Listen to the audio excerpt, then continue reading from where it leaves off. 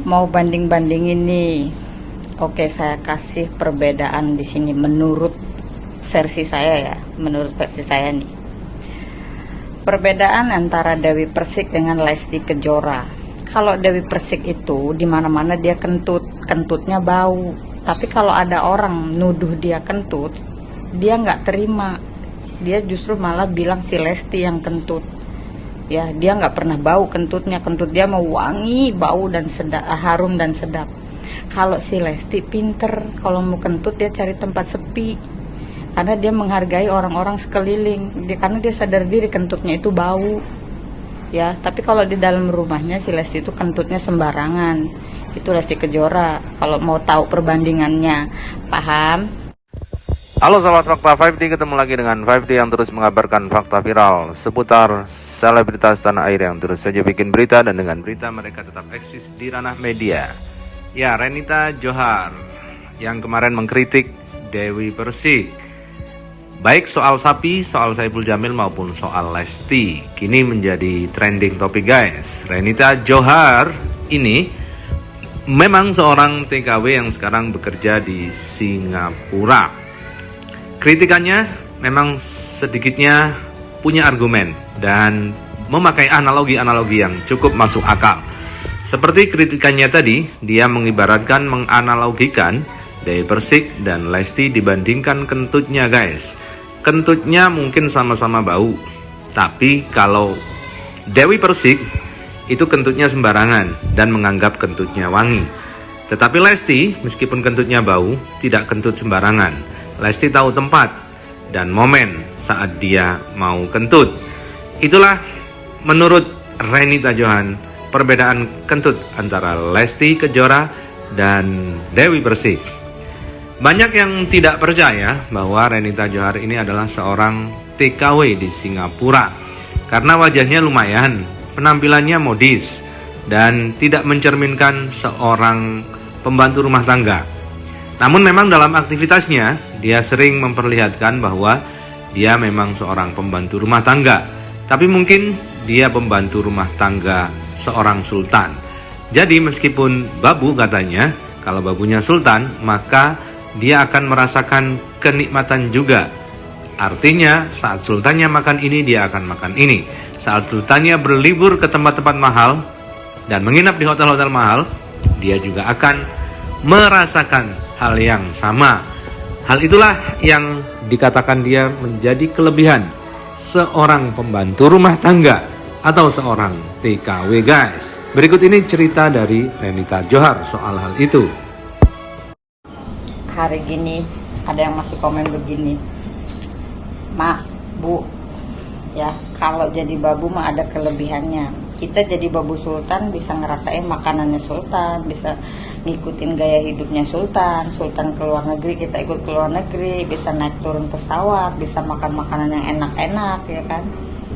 Tapi kalau yang nggak jadi babu, cuma nyinyir di rumah nontonin artis-artis sultan, kagak pernah ngerasain kehidupan sultan, cuma nonton kehidupan sultan doang di TikTok, ya. Kalau babu-babu sultan mah kehidupan sultan itu udah nggak kaget ya. Jadi besok kalau kita jadi sultan, kita udah tahu triknya gimana caranya gitu. Nah, cuman yang kasihan emak-emak yang kayak ibu ini gitu, mau jadi sultan nggak bisa, mau jadi babu nggak mau gitu kan. Roda berputar loh. Tetangga saya dulunya bos sembako, sekarang jadi TKW. Terus ada lagi teman saya dulunya TKW, sekarang jadi bos sembako ya. Mulai kalau udah bahas geser-geser ke politik aja muncul hantu yang gerandong, yang mak lampir, yang suster ngesot, nanti pada bermunculan semua. Konstitusi memang melanggar, tapi politik itu memang kejam ya. Kalau semua masyarakat terjun ke lapangannya, apa boleh dikata, ya kan. Cuma saya punya logika, susah Indonesia untuk maju, tapi saya optimis bisa maju kalau pola pikir para pejabatnya dirubah, mindsetnya dirubah.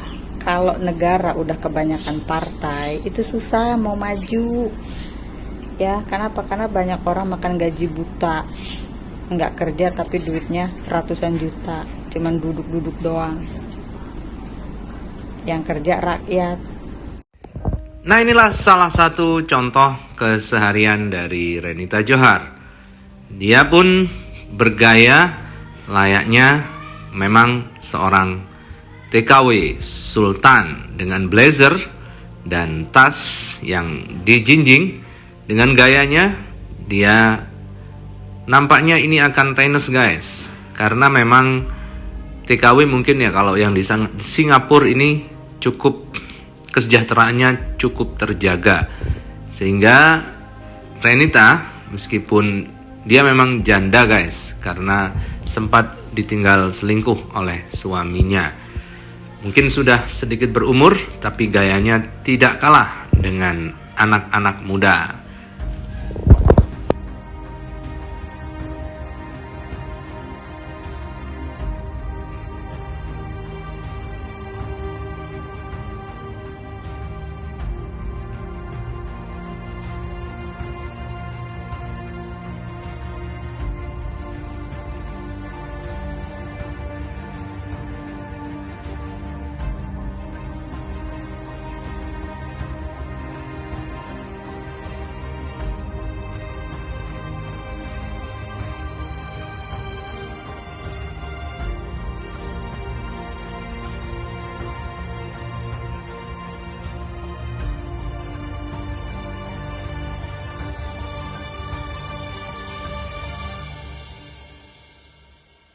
Waktu masih jadi istri orang, gimana lagunya?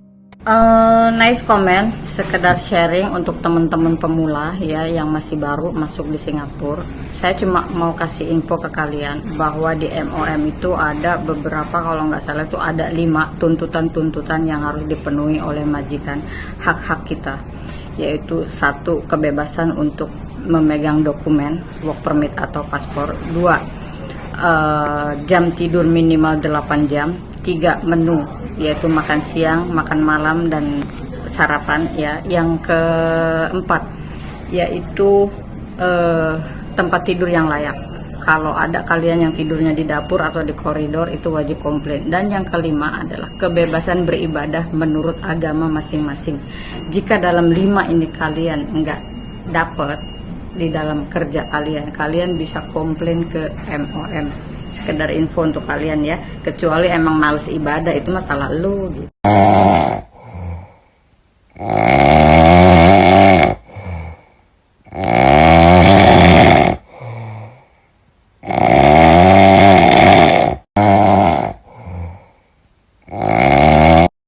Waktu masih jadi istri orang, gimana lagunya?